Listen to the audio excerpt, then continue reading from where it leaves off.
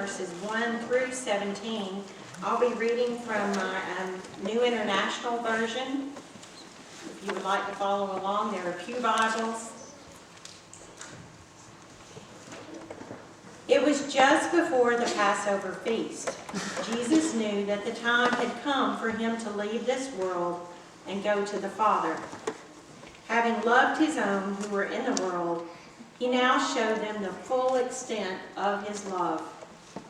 The evening meal was being served, and the devil had already prompted Judas Iscariot, son of Simon, to betray Jesus. Jesus knew that the Father had put all things under his power, and that he had come from God, and was returning to God. So he got up from the meal, took off his outer clothing, and wrapped a towel around his waist. After that, he poured water into a basin and began to wash his disciples' feet, drying them with the towel that was wrapped around him. He came to Simon Peter, who said to him, "Lord, are you going to wash my feet?" Jesus replied, "You do not realize now what I am doing, but later you will understand." "No," said Peter, "you shall never wash my feet." Jesus answered, "Unless I wash you, you have no part with me." "Then, Lord," Simon Peter replied, "not just my feet, but my hands and my head as well." Jesus answered, "A person who has had a bath needs only to wash his feet. His whole body is clean. And you are clean, though not every one of you." For he knew who was going to betray him, and that was why he said, "Not everyone was clean." When he had finished washing their feet, he put on his clothes and returned to his place. "Do you understand what I have done for you?" he asked them. "You call me teacher and Lord, and rightly so, for that is what I am. Now that I, your Lord and teacher, have washed your feet, you also should wash one another's feet. I have set you an example that you should do as I have done for you. I tell you the truth, no servant is greater than his master, nor is a messenger greater than the one who sent him. Now that you know these things, you will be blessed if you do them." The word of God for the people of God. Thanks be to God.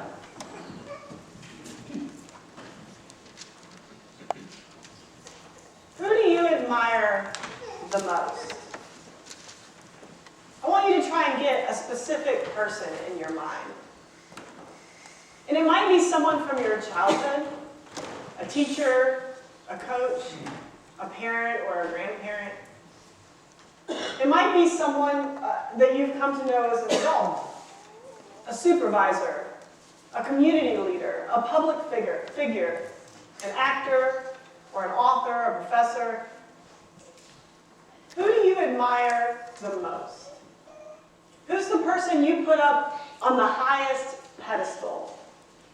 The one you think about when you can't figure out what to do, and you wonder, what would they do in this situation? Who do you admire the most? Now, I want you to imagine that person shows up at your door one day. And if this is someone that you really admire and look up to, then you'd feel weak in the knees when you open the door and you see that it's them. Your heart skips a beat. You feel like the luckiest person on earth. You can't believe that they have showed up at your house. But they've also just showed up at your house. You're not quite ready for guests. So if you're like me, as you welcome them in the door and invite them to come in, you might be kicking shoes back into their right places, picking up toys and tossing them into baskets, but finally leading them to the best chair in the house. You know the one everyone wants to sit in, the most comfortable chair with the best perspective on the room. It's got the end table that sits just right next to it. and you give this person that chair because they're the person that you look up to the most. Now, you weren't prepared to have guests, but even so, you offer them anything you have in the house, anything you can think of. Nothing's held back, only the best for this person. And maybe you go to your fridge and you look and you find that you do indeed have one last ice-cold Coca-Cola in the glass bottle, which in my opinion is one of the best beverages ever invented.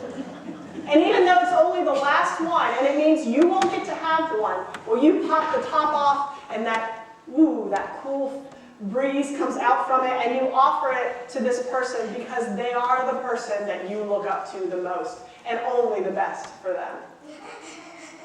So you get to sit and talk with this person for a while, right? And the phrase, graced by their presence, comes to mind, except not in any sarcastic way. You literally feel like you are graced by their presence. You can't believe that you get to sit there and listen to them, and they're listening to you, and you're talking together, the person that you admire the most. Now, after a while, they have to go to the bathroom, because even people we admire have to go to the bathroom, right? So they ask you where yours is, and of course you tell them, oh, back down the hall on the right, but in here you're thinking, oh no, what is the bathroom like? Did my son flush the toilet after he went earlier today? The towel, when did we change the towel last? Is it all crunchy because we really should have replaced it 2 weeks ago? What is going on in our bathroom? The person you admire most is going to use your bathroom. Well, they come back, and the expression on their face sets you at ease immediately, because they look calm and happy and content. It must not have been a complete horror show in there. But just to be sure, you excuse yourself to go use the restroom as well, and then you can check and see. And when you walk into it, you're shocked, because it's totally clean. I mean, like it has obviously just been cleaned. The toilet bowl water is that telltale blue. There's not a single splash mark on the mirror. The faint scent of bleach lingers in the air. The person you admire most just cleaned your dirty bathroom. And you are confused. It seems like the appropriate response should be, thank you, but all you want to do is go right out and ask them, why? Why did you clean my bathroom? When you walk back out, that must be written all over your face, because the person you admire most nods and smiles and begins to talk. You're confused. And you should be confused, because I just did something really strange. You look up to me, and yet I just washed your bathroom. I cleaned it. And I know that's strange, but listen, I did it for a reason. You look up to me as an example. And I just cleaned your bathroom. So I want you to follow the example in this, too. I want you to go and do for others what I just did for you.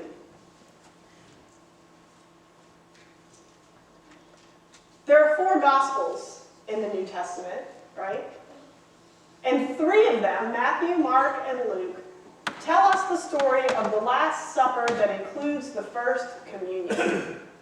When Jesus broke the bread and poured the juice, the wine, and offered it to the disciples as a way to remember him and his gift of grace through self-sacrificial love. But there's another gospel, the Gospel of John.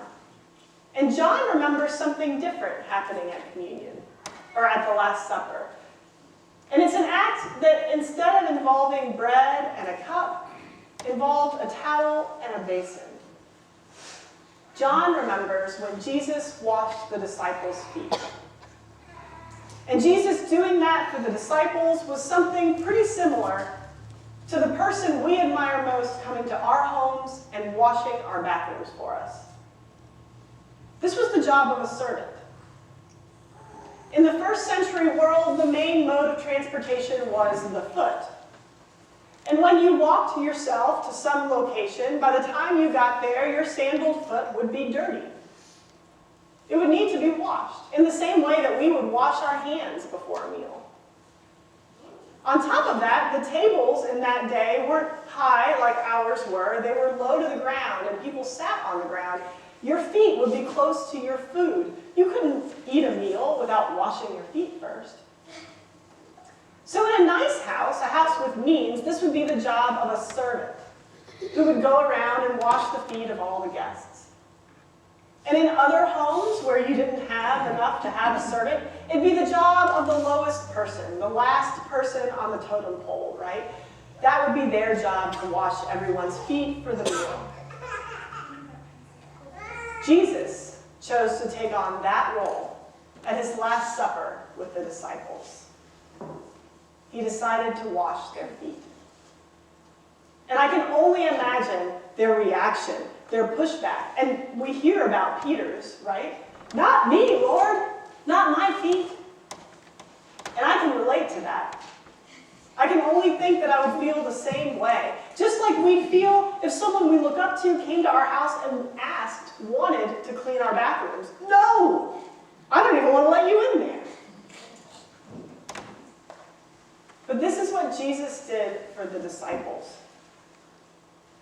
Now, Peter's reaction, his memorable reaction, I've always figured would be because he just didn't want his master, his Lord, his Messiah to wash his feet. And I'm sure that was a big part of it. But an author named Reinhold Feldmeyer has a theory that maybe Peter resisted because he knew what was going to follow with this. He knew that Jesus was always asking them to go and do likewise, right? Follow me. Follow my example. Go and do as I do. So maybe Peter's resistance is in part because he doesn't want that command to come either. To be asked to go and wash other people's feet. But that is the hard calling that comes with being a disciple of Christ. And for all of us who are followers of Christ, that calling comes across the centuries through the Gospel of John to us here today. To go and do likewise. To serve others instead of expecting to be served. Only John remembers the foot washing for us, but Matthew, Mark, and Luke, they all make clear this call to servanthood.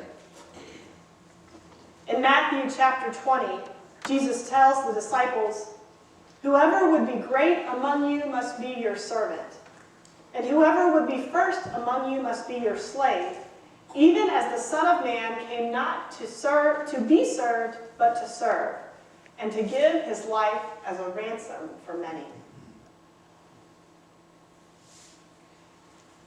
If we are followers of Christ, imitators of Christ, then we are called to imitate this act as well, and to be on the lookout for feet that are in need of washing. They may appear for us in the form of the chore that no one else wants to do, or the phone call to make to someone who's lonely and in need, or the meal that needs to be provided to a family, or the things we have that we don't want to share, but we feel this nudge to let it go. We, as followers of Christ, must be on the lookout every day for these kinds of feet that need washing, these opportunities to serve others. This is the lifestyle that we have inherited. Today, as we receive communion, we're not going to wash feet. But as you come forward, I want to invite you to pause for a moment, either on your way down or on your way back, by the basin and the towel. You might touch the water, or touch the towel, or simply pause to look at it for a moment. And remember that at this meal, not only did Christ say to remember him through the bread and through the cup, but Christ also said to imitate him by taking up a towel and serving others. Amen. As we move into